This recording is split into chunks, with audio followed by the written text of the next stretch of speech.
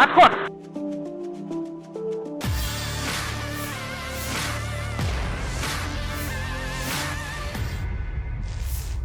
Baru-baru ini di Ugledar, helikopter tempur angkatan bersenjata Rusia melakukan penghancuran pada target utama.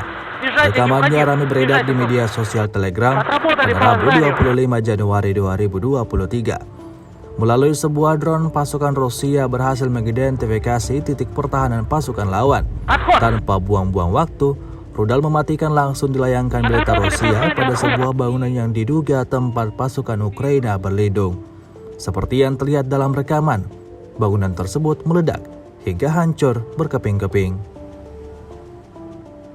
Sejak video ini beredar, belum diketahui pasti ada berapa jumlah korban jiwa dalam insiden ini.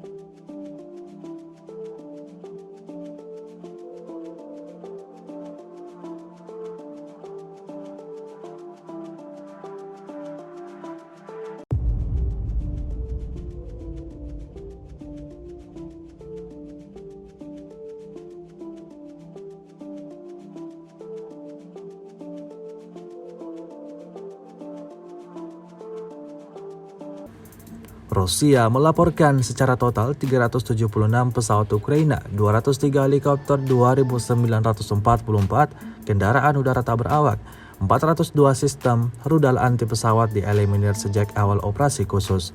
Sementara itu dari kubu Kiev, Kementerian Pertahanan Ukraina melaporkan 690 tentara Rusia dieliminir dalam sehari terakhir. Total 122.170 prajurit Rusia meninggal sejak awal konflik hingga hari ke-336.